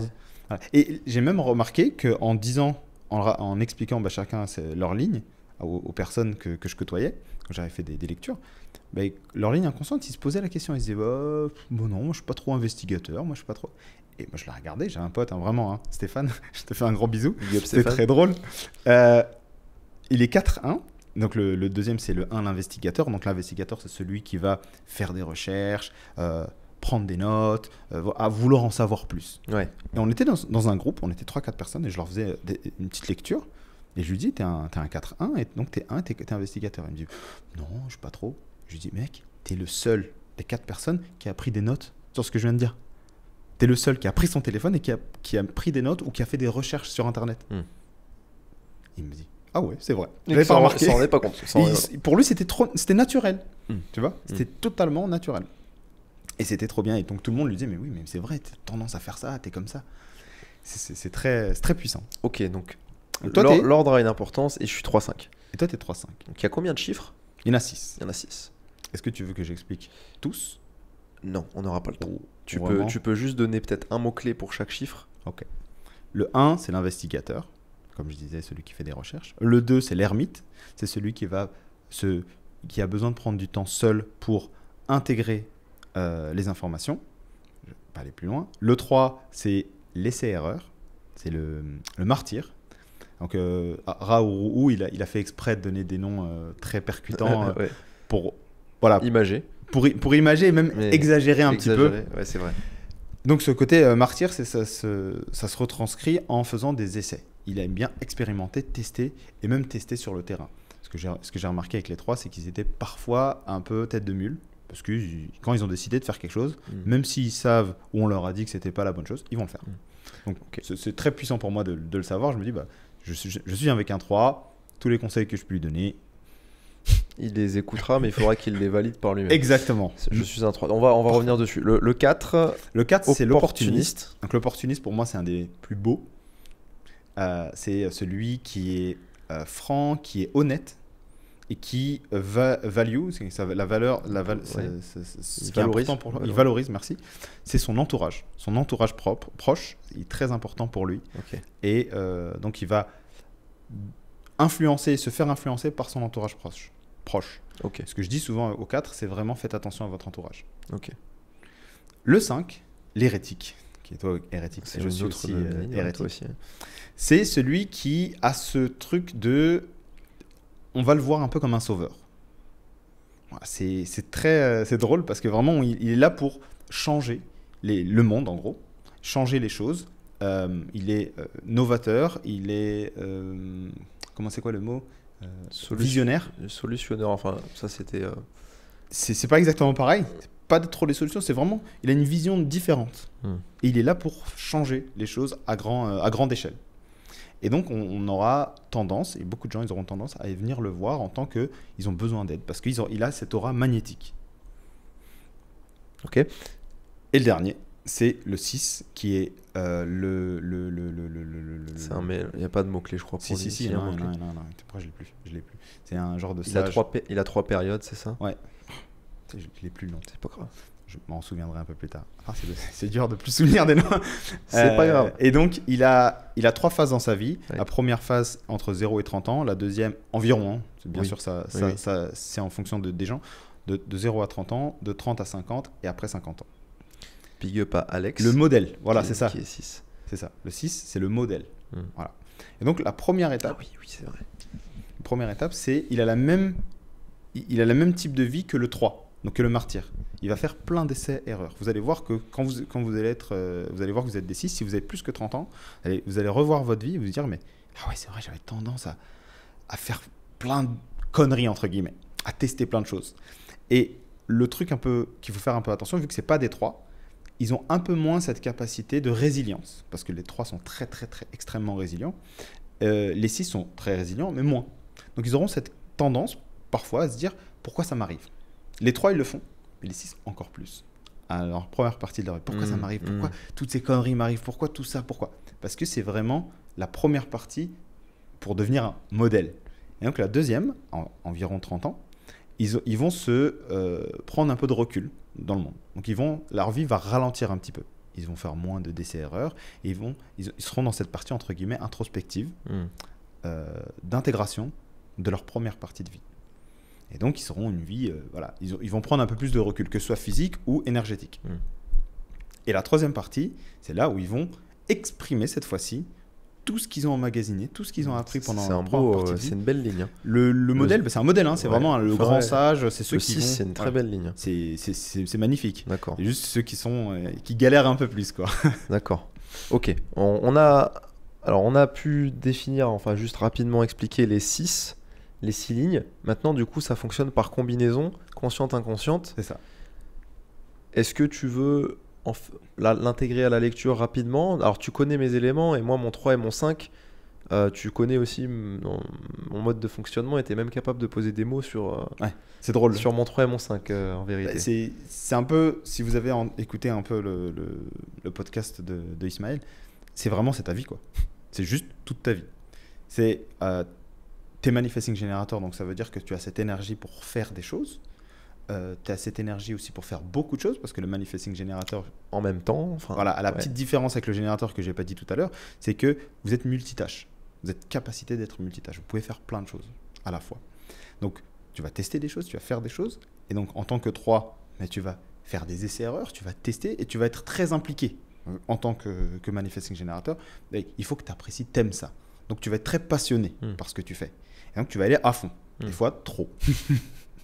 Et donc, tester, te prendre des coups, tester, te prendre des coups, tester, te prendre des coups. Très, plus ou moins tête de mule. Parce que les gens, ils auront, je suis sûr, hein, on te l'a dit, hein, non, mais tu devrais pas, tu devrais peut-être essayer ça. Non, tu as envie. Tu le sens et tu le fais. Et donc, tu testes. Et le 5, c'est ta capacité à partager tes expériences. Créer du lien. Il y a ce... Créer du lien, oui, c'est vrai. Il y a aussi vrai. ça dans le 5. C'est très vrai que tu as ce truc-là de créer du lien. On va dire, tu cherches un peu l'intimité, je donnerais même l'amour, tu vois, le lien en fait avec les autres. Parce que c'est comme ça qu'en fait, surtout en plus les autres, ils vont se sentir avec toi. Tu vas être très attirant, attractif, magnétique, peut-être même séduisant. Hein, c'est le mot qu'on utilise. Que beau gosse, comme il est. Beau gosse. Le petit bug. Donc en tant que 3-5, voilà, tu as ces deux choses-là. C'est de tester. Et en plus, vraiment, quand on regarde tes canaux, c'est vraiment tester. Ouais, tu m'avais fait une lecture qui parlait bien. Ça permet de donner du contexte très rapidement, en fait, parce que mon parcours de vie, c'est un peu ça. La combinaison du 3-5, du coup, quelqu'un qui s'envoie au charbon, j'ai envie de dire, et qui, de par ses bêtises, ses erreurs, ses tests, est source d'inspiration et de communauté aussi. Il y a un côté. Ouais, t'as des côtés très communautaires. Et moi, j'ai des aussi. canaux très communautaires, ce qui fait que je me sens bien quand je mets des gens ensemble et qu'il y a de l'énergie qui rayonne. Quand on regarde un petit peu mes canaux, en regard avec le 3-5, on voit que selon les couleurs et les centres qui se rejoignent, il y a ce côté essai-erreur qui part de la rate. C'est de la rate à gauche. Là. Donc le canal de la maîtrise. Donc, qui fait un lien avec le 3. Donc, j'ai envie de pousser une compétence, un skills, une expérience, pas à son paroxysme, mais au degré que j'ai envie de la pousser. Ouais. Ensuite, j'ai cette capacité, en lien avec le 5, à l'exprimer et avec la gorge et de manière émotionnelle. Exactement. Et c'est vrai que moi je pensais que c'était normal avant.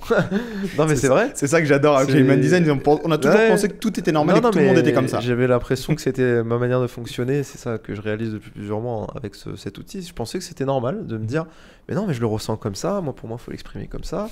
C'est normal de pouvoir poser ses émotions. C'est pas, on a tous le même profil. Enfin on a tous cette capacité là. En fait non. Il y a des gens qui vont plus galérer à exprimer leurs émotions, ou alors du moins ils vont les exprimer différemment. Exactement. Et moi, ma gorge, mon message, ce centre énergétique, je vais exprimer ma compétence et mon expérience par un partage émotionnel. Voilà, exactement. C'est pour ça que tu as fait par exemple beaucoup de danse.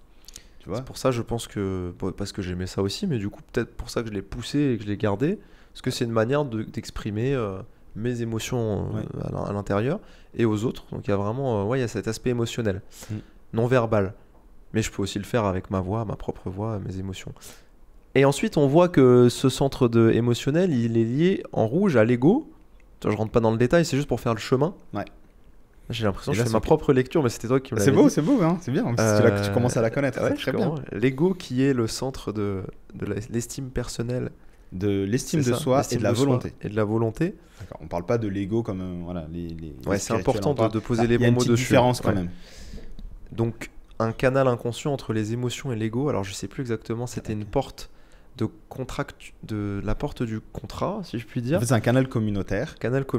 Qui te permet en fait où tu as besoin de créer en fait une stabilité et des contrats verbal ou non. Une certaine comment on dit faire en FIR, une équité, une certaine équité dans le groupe, dans la communauté, tu vois, okay, je vois. Un équilibre, une équité dans le groupe où tout le monde se sent à l'aise, bien. Donc via des contrats. Donc voilà, tu vas dire voilà. Toi, tu fais ça, toi, tu es comme ça. Telle est ta part, telle est ma part. C'est toi qui as cette vision, tu vois. Toi, en tant que manifestant, tu vois bien que tout à l'heure, je parlaais du projecteur. C'était plutôt le rôle du projecteur en plus. Mais c'est beaucoup plus complexe que ça, le human design. Tu vois, je vous disais des trucs un peu global. C'est marrant. Mais voilà, en plus, tu le fais de manière inconsciente. Tu vas vouloir qu'en fait, tout le monde soit bien, tout le monde soit à l'aise et tout le monde soit ait sa place. Tu vois.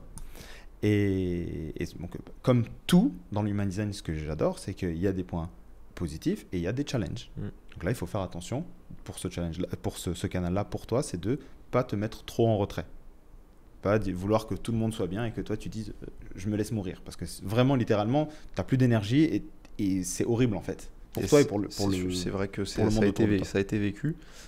Donc c'est une bonne manière de voir comment tu conscientises ses propres éléments. Ouais. Après, on pouvait continuer. Et hein. pour Après, terminer, en gros, voilà. il amène jusqu'au centre du point G. Centre G. Centre du point G. Tu veux faire sortir la cyprine ou quoi? C'est un lapsus, je sais pas s'il est révélateur ou non révélateur, mais c'est le centre du coup, centre G de l'amour de soi. C'est ça que tu m'avais dit? L'amour de soi, Ouais. c'est l'amour de soi et son chemin. Et sa direction. Sa direction, merci. Ouais, c'est ça, le mot. ok. Putain, en français, des fois, parce que vu que j'apprends beaucoup en anglais, les mots en français, je me dis, ouais, la direction, c'est parfait comme mot. Ok, mais il y a du coup, il y a une porte rouge inconsciente, c'est ça, Exactement. entre l'ego. Exactement. Et Après, on va pas rentrer dans les détails de tout on ça. rentre pas dans les détails, mais Mais c'est bon, juste pour comprendre on voit bien que tous les centres sont connectés Exactement. de manière consciente ou inconsciente pour aller, ce qui est marrant, de ma compétence d'essai-erreur jusqu'à mon ancrage personnel. Exactement. Et ça permet, moi maintenant, c'est vrai, d'avoir une lecture plus élaborée, plus compréhensible de, en fait, je devrais peut-être, si j'essaie de respecter mon human design, fonctionner comme ça. Ouais. Et tout ça pour dire que c'est pas une vérité absolue, c'est un outil d'expérimentation. Enfin, même moi, je le vois comme ça en tant que 3. En tant que 3, c'est Mais normal. C'est normal que tu vois ça comme ça. Il faut aussi, je pense, inviter les gens à ne... Parce qu'il peut y avoir des personnes sceptiques, tout comme, tu vois, je fais un petit disclaimer, c'est quand même important Bien sûr. de voir ces outils-là comme des outils, tout comme un ordinateur, qui ont des zones d'ombre, des zones de lumière. C'est pas des étiquettes qu'on se colle en fait. C'est pas parce que j'ai une ligne 3.5 que je suis un 3.5. Enfin. Ouais, mais que tu fais tout le temps des essais-erreurs ou que tu les vois que comme j'ai ça. envie Ou de dire, que faut mettre de la subtilité là-dedans, du contraste. Ça reste une ligne d'expérimentation, ça reste un élément de compréhension. On se dit, ok, ça se trouve, je vais voir si c'est vraiment comme ça, si ça me change en fait. L'idée c'est quoi? C'est je prends cette connaissance, je l'expérimente et je vois en quoi ça m'impacte. Ouais. Est-ce que ça me fait du bien? Est-ce que ça me fait pas du bien? Exactement. Comment je comprends ça dans ma vie? Et ça peut jouer le rôle d'un psy en fait, hein, j'ai l'impression. C'est au moins une bonne... Enfin pas d'un psy, je vais pas... C'est une trame de départ, c'est une aide. Une grille de lecture. Moi, grille de lecture, exactement. Comme ça, grille de lecture. Donc du coup, si je termine le chemin, ce qui est intéressant. Pour terminer, on peut voir ton centre sacral à ton root chakra, donc à la racine, c'est l'ancrage et surtout est-ce que tu es aligné avec le monde autour de toi, l'environnement. Et donc, ce qui est drôle par rapport à ça, et en plus c'est pour ça que j'adore le human design, c'est que même si la lecture, elle est, on va dire, rigide, elle est finie, parce que plein de gens m'ont posé la question, on me dit, est-ce que ça y est, je suis comme ça, ma lecture, ouais, mais est-ce que mon bodygraph va changer? Ouais. Est-ce que les bodygraphes évoluent? Ouais. Non, ils ne changent pas. Toute ta vie, tu as le même. Le truc, c'est que, là par exemple, il a un canal environnemental, il est là en fonction de l'environnement, en fonction des saisons, en fonction vraiment de ce qui l'entoure, et qu'il sera différent, toi, je parle de toi, Ismaël, tu seras différent en fonction de ton environnement, en fonction des saisons, en fonction donc il y a un aspect évolutif. Exactement. C'est ça qui est intéressant. C'est ça qui est trop bien. C'est que vu en plus tu es dans l'expérimentation, qu'est-ce que tu vas expérimenter? Aujourd'hui c'est la danse, hier c'était la danse, aujourd'hui c'est les podcasts, demain ça sera autre chose. Et en plus je le sais avec toi. C'est ça qui est trop drôle parce que moi, maintenant je peux le voir très facilement. Quand Ismaël il me dit ouais j'ai trop envie de faire ça, et je le vois qu'il est passionné dans sa tête et dans la manière de le dire, il va le dire de manière comme s'il allait le faire toute sa vie, et je sais que ça va être juste un pan de sa vie. Je le sais, mais moi je le dis pas, je dis bon vas-y, kiffe. Il casse pas mon délire, il va dire tiens vas-y, renvoie-toi dans le mur là, va kiffer. Et surtout que c'est comme aujourd'hui, t'as 27 ans, t'as appris tellement de choses avec toutes tes expériences, c'est fou quand même. C'est un profil qui est hyper bénéfique sur ce point de vue-là, mais qui aussi, il y a la zone d'ombre de... moi, je parle personnellement avec le jeu et non pas le tu. Je pense que je me suis mangé des murs et que le fait que j'expérimentais beaucoup de choses et que j'étais en dilettante à faire plusieurs choses en même temps, je pensais toujours que c'était un manque de focus, voire des erreurs ou un fonctionnement qui n'est pas normal. Ouais, exactement. Et en écoutant Raoult, en m'intéressant à ça et en me disant que en vrai, si j'écoute un peu mes émotions et que j'accepte certaines choses, bah c'est un mode de fonctionnement qui me parle et qui m'énergise. Ouais. C'est comme ça que je fournis mon énergie, que je la dépense et que je communique avec le monde. Exactement. Et ce qui est intéressant en Human Design, c'est qu'il y a aussi cette notion à la fin, quand tous les gens ils ont besoin de sens. Tu vois, il y a cette notion-là. Et la finalité, c'est pas la finalité, mais c'est le résultat d'un bon Human Design aligné, c'est un rapport au monde. On prenait l'exemple du camping. Mhm. Si je suis aligné avec mon human, avec mes intentions, avec mon mode de fonctionnement, je vais je vais proposer au monde quelque chose d'unique. Ouais. Ce pourquoi je suis ici. Exactement. Ouais. Ce sens, ce purpose, ce truc que ton seul génie. moi peut faire. C'est ça. Tu vois? Et c'est beau. Et c'est beau. Mais il y a un mais, hein, je le mets parce que le mais, c'est qu'il y a des conditions pour que tu puisses Exactement. exercer ton plein potentiel, si j'ai envie de dire, ta bonne énergie et tout. Et faut les comprendre et il faut les tester. Il faut ajuster.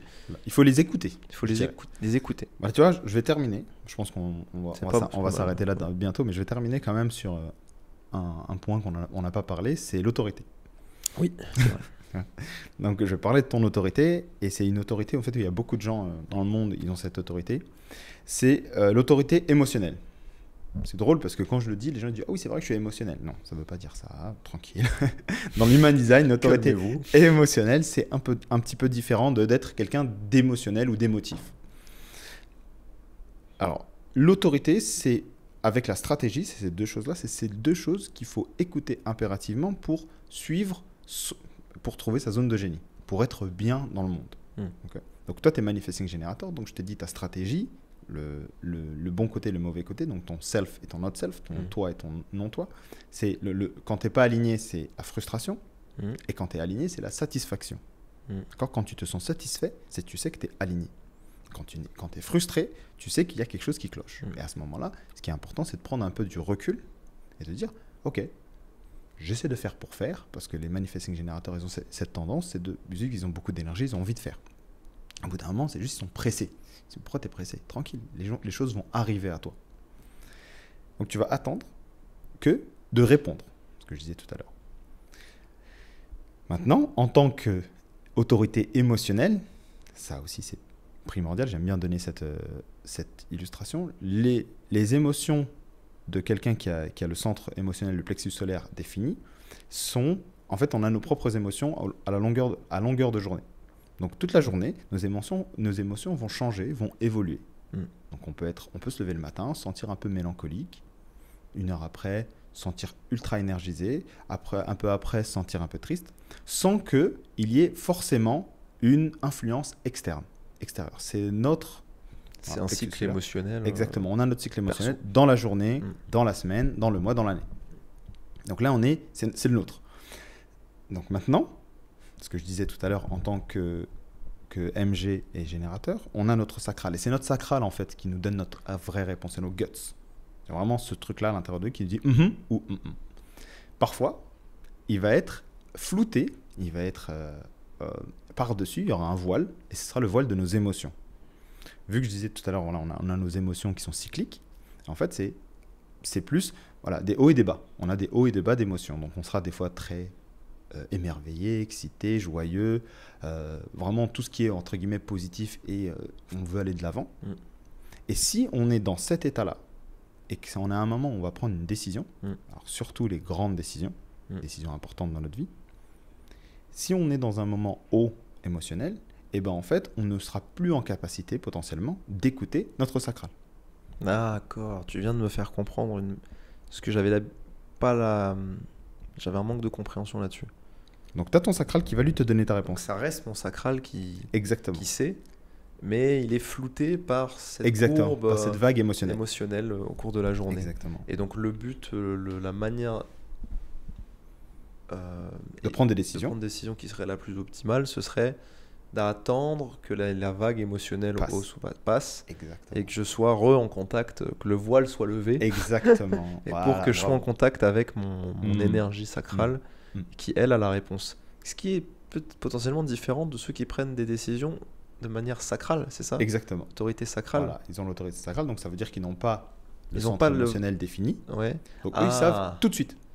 Ok, ils n'ont pas ce voile en fait, c'est ça la différence. Exactement. Donc vraiment, l'autorité émotionnelle, c'est on a un voile Mhm. qui est un petit peu constant, enfin qu'il faut qu'on ait conscience, Qui évolue. qui évolue Ouais, il évolue.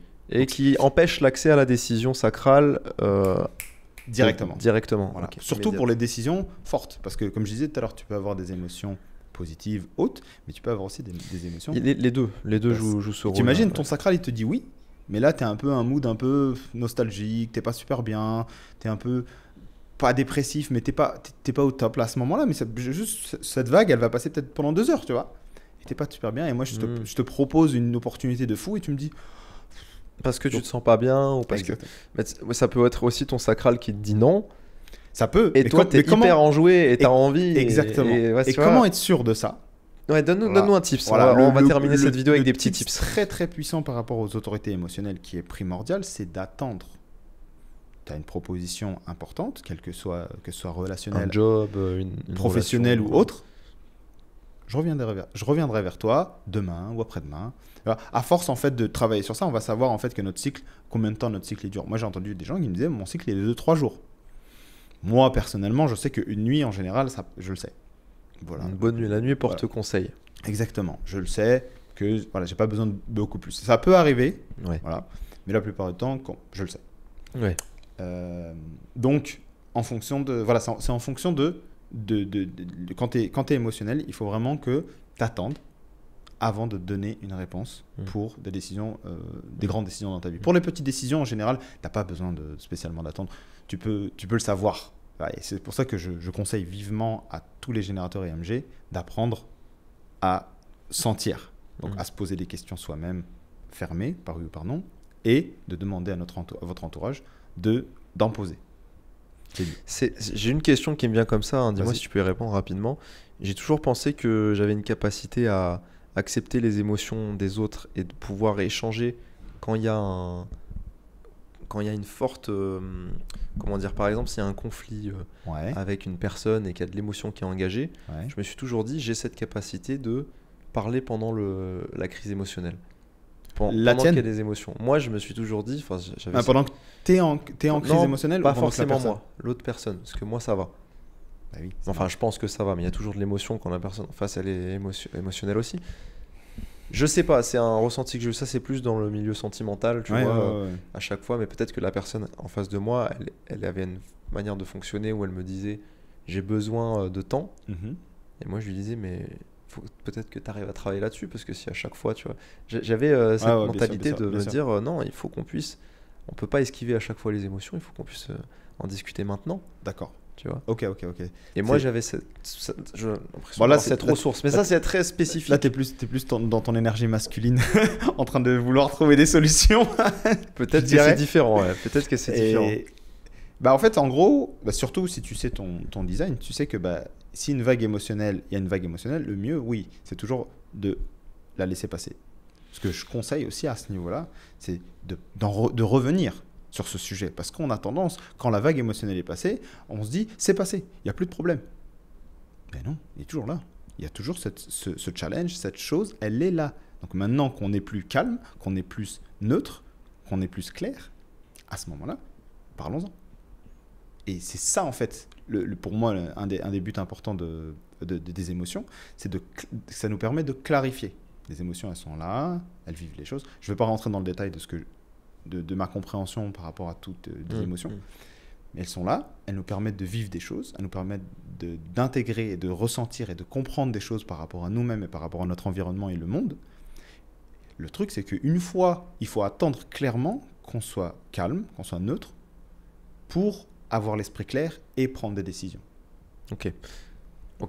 On va clôturer, si tu me le permets, 1h24. Pour conclure du coup l'épisode, je vais te poser cette question. Pour quelqu'un qui débute dans l'human design, qui s'y intéresse, qu'est-ce que tu lui conseillerais de faire pour l'appliquer comme un outil de conscience dans sa vie? Par exemple, aujourd'hui on parle beaucoup de ChatGPT. il y a quelques temps, j'ai commencé à vraiment utiliser, ChatGPT pour le human design et je trouvais que ses réponses, elles étaient très bancales.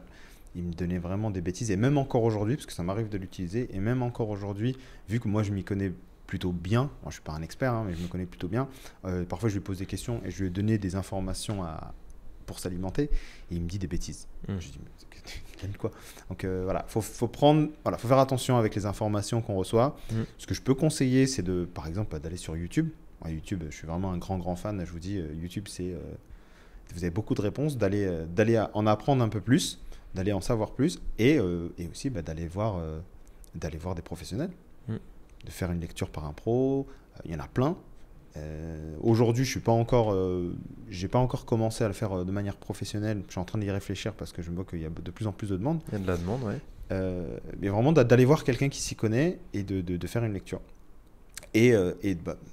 Après, on est tous des types différents. Donc pour les investigateurs, vous allez regarder les investigateurs, je vous connais tous. Vous allez faire vos recherches et faites-le.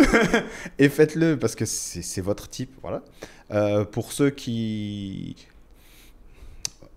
Ça va dépendre.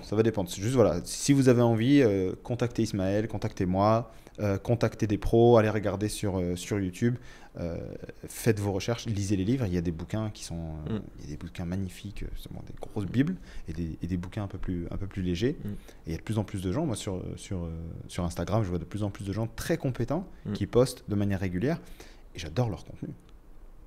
Peut-être qu'on verra Adam dans quelques temps se professionnaliser sur un peu plus de lecture. Peut-être que vous pourrez travailler avec lui, qui sait. Je pense qu'il a beaucoup de choses à apporter sur ce sujet-là, il le fait bien. Et en tant qu'investigateur, c'est un peu son rôle d'investiguer avant de partager, avec son petit 1.5. J'ai pas plus de questions, je sais pas si tu as quelque chose à rajouter pour conclure. Si tu veux dire quelque chose, c'est le moment. T'as 30 secondes, 40 secondes là pour ton petit mot de la fin. Je pense qu'on a bien déblayé. Je me rends compte qu'il y a plein de choses que j'ai pas dites et en même temps je me dis mais il y a tellement de choses à dire. Donc j'espère que ça a été clair pour vous. Donc je vois que pour toi ça a été ça t'a fait faire poser des questions. Je trouve ça super cool. Donc ça t'a permis de voilà, c'est ça. J'espère que ça a éveillé votre curiosité. Je pense que c'est ça le but pour moi, c'est d'éveiller de la curiosité, d'avoir envie d'aller plus loin et d'avoir été le plus clair possible. Voilà. Et le reste, on verra ce qui va se passer. C'était carré, c'était clair. Merci d'être venu sur la plateforme. Sur la plateforme. Avec grand plaisir. Si vous voulez les infos de Adam, je les mets en description, l'Instagram, pour communiquer avec lui. Si vous avez des questions, n'hésitez pas. Si vous voulez voir un épisode 2 ou une suite avec Adam, parce qu'on n'a pas pu tout aborder, faites-le nous savoir en commentaire sur la plateforme d'écoute sur laquelle vous êtes. N'hésitez pas à mettre un avis sur le podcast. Voilà, on a des invités de qualité qui ont beaucoup de connaissances, qui sont hyper intéressants, enrichissants. Ça va aider aussi à le faire connaître un peu plus de monde, je l'espère. Et puis voilà, on se retrouve pour l'épisode suivant. Merci Adam, merci à vous. Et merci Ismaël, vraiment. Merci pour l'invitation et merci pour ce format. Ça fait plaisir. C'était un bon moment. Je me sens bien. Je suis bien ancré. Ça fait du bien. Allez, à bientôt. À bientôt. Au revoir.